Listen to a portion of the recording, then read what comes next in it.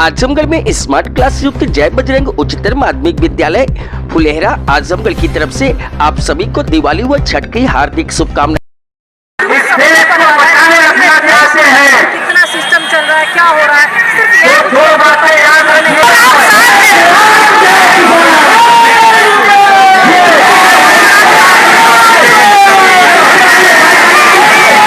अच्छा मैडम जी, सांसद जी ने कहा, ये लोग पहुंचाएंगे। मैडम सांसद जी ने ये कहा कि यह विरोध वही लोग कर रहे हैं जो वैक्सीन का कर रहे थे, इस पर क्या? देखिए, वैक्सीन देश के हित में कितनी थी आपको भी पता है, मुझे भी पता है। दूसरी बात, वैक्सीन पहले भी लगी है, लेकिन पहले की सरकार ने ये नहीं करा, लाखों करोड़ों का विज्ञापन लगाया, थैंक यू मोदी जी आपने वैक्सीन दी। अरे वैक्सीन नहीं लगी, मेरी माँ के यहाँ पे भी एक निशान होगा चंदे जैसा, जब महामारी आई थी तो वैक्सीन पहले भी लगी है। वैक्सीन उठा, शिक्षा आगे क्यों नहीं बढ़ाते हो? स्वास्थ्य सुविधाएं हॉस्पिटलों में ले जा करके देखिए, कुत्ते मुंह चाट रहे, एक्सीडेंट।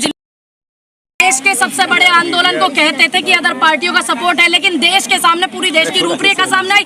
700 लोगों की शहादत के बाद क्या कहते हैं हमारे देश के प्रधानमंत्री जी कि मेरी प्रयास में कुछ कमी रह गई, यानी कि इतनी लोगों को प्रताड़ित करने के बाद और इतने लोगों की शहादत के बाद फिर भी मेरे देश के प्रधानमंत्री कहते हैं कि कमी रह गई कहीं ना कहीं। तो ये सिर्फ इनके एक जुमलेबाजी होते हैं। मैं ये पूछना चाहती हूँ जो यहाँ के सांसद हैं, जो पहले एक बार हार गए हैं, कि उन्होंने यहाँ की जो हवाई पट्टी है, यहाँ पे जो बना हुआ है एयरपोर्ट, उसका कितनी बार दौरा किया है, वो कितनी बार आए हैं? ये जितने भी आप माइक लगा कर खड़े हैं मेरे भाई, मेरा आप सभी से अनुरोध है कि आप जो एयरपोर्ट मौजूदा है, जो यहाँ पे मौजूदा, आप उसका सिस्टम इनको दिखाइए। इतनी बड़ी बड़ी घास हो रही है, अभी पीछे से ही मैं आई हूँ, उसकी इन पे देखरेख नहीं हो रही, उसकी साफ सफाई नहीं हो रही, उसका मैनेजमेंट इन पे नहीं हो रहा। इन पे आज तक भी 4-5 सालों में एक फ्लाइट इन्होंने इस एयरपोर्ट से नहीं उड़ाई जो आजमगढ़ में है।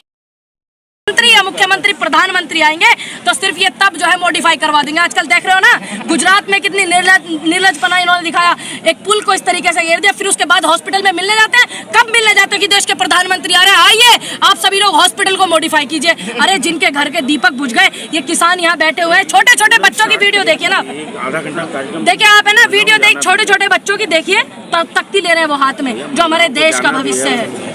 आप ये गलत कर रहे हैं, मुझे अच्छा नहीं लग रहा कि मैं आपको बोल दूं। 5 एयरपोर्ट है, उन्हीं एयरपोर्टों को आप इंटरनेशनल बना दिए, और यहाँ से कितने लोग ऐसे हैं कि जो इंटरनेशनल फ्लाइट में सफर करेंगे या वहाँ से चल करके यहाँ आएंगे। फिर एयरपोर्ट के लिए जो जमीन एक बार होती है, वो कौन सी होती है? जो उपजाऊ नहीं होती है। और इनकी ये जमीन उपजाऊ, जिनसे ये खाते हैं भोजन, और उस जनता, यही जनता उसी में से उगा करके भारत को और उत्तर प्रदेश को टैक्स देती है, जिसकी वजह से ये जो जितने सारे लोग मेरे प्रशासन के भाई खड़े हुए हैं, इनकी तनख्वाह जाती है। ठीक, उसके बावजूद भी हमेशा से पीड़ित सिर्फ किसानों को और मजदूरों को ही क्यों किया जाता है? जुमलेबाजी तो जब भी दी गई थी, जब 13 महीने देश में इतना बड़ा आंदोलन चला था, आज़ादी के बाद से, 1947 के बाद से इतना बड़ा आंदोलन चला था, जब भी इतनी सारी दुहाइयां दी गई थी, लेकिन फिर भी बैकफुट पर जाना पड़ा सरकार को। क्यों जाना पड़ा? सभी को पता है कि सच को आज कभी नहीं होती है, इसलिए हम लोग सच के साथ हैं। और ये इतने सारी महिला जो बैठी हैं, महिलाओं के साथ में इनकी बदसलूकियां करना, कुछ लोग ऐसे होते हैं जो वर्दी को भी बदनाम करते हैं। मेरी बहन बता रही थी, सुनीता, अभी आते ही मुझे तुरंत, कि मुझे इतनी बदतमीजी की गई पुलिस के हमारे भाइयों ने। तो मैं सबको ना बोल करके उनको तो बोल सकती हूँ ना, जिन्होंने ऐसी हरकत की। ये मेरे उत्तर प्रदेश या देश की पुलिस का काम ये नहीं है।